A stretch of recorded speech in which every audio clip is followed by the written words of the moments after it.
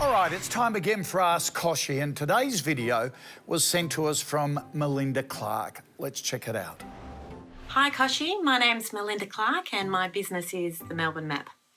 This is an artistic project that's going to take about a year to complete and cost around $100,000. My burning business question to you is about crowdfunding. What would be your tips for a successful crowdfunding campaign, and how do you go about choosing which crowdfunding platform to use, like Kickstarter or Possible or Indiegogo? Thanks, Kochie. Wow, thanks for your question, Melinda. And if that's what we could see in the video behind you, the Melbourne Maps looks like a really interesting project. Look, crowdfunding is a great way to get your business off the ground, and it's becoming more popular for small businesses and startups to access funds this way. That also means that competition is really fierce. So with that in mind, you need to be on your game. So I thought we'd go to the expert, Dave Chappie from KBB Digital, to give us some really good tips. So first up, Dave, what do you need to do to really capture the attention in crowdfunding? Well, first and foremost, you have to have a compelling idea. It really has to be solid. You have to have thought it through. You have to be able to present your idea as something that people really will want to engage with. You know, you're up against a lot of people who have got a lot of ideas out there, so it has to be well considered. Okay.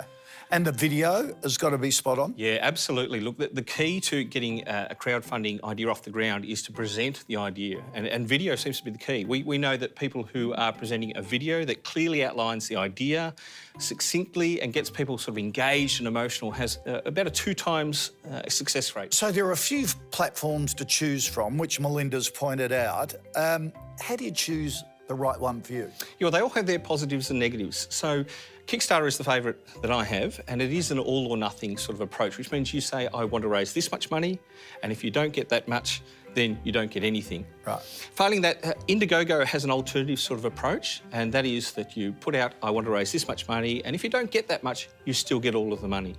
And Possible? Possible, that's an Australian company which has come out now. They once again are an all or nothing approach, right. But if you don't get the money, they let you have another go at it. Okay, all right. So how long should you keep the offer open for? Well, we know from fact that about 30 days is spot on there, and it's just enough time to sort of get enough urgency to get people on board, but enough urgency that we're closing it out again. And we know that 40% of funding happens in the first 3 days and the last 3 days of a campaign. So it really is that excitement factor that brings it in. Right.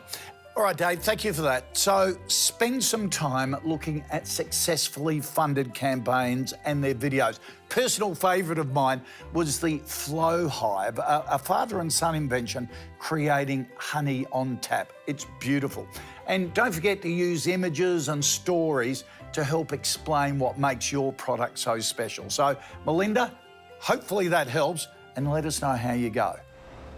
Hey, thanks for dropping by the KBB YouTube channel. If you want a whole lot more where this came from, press the subscribe button and it will open a Pandora's box of great videos that not only are educational, full of great advice, but also really inspiring. Just what we need as small business owners.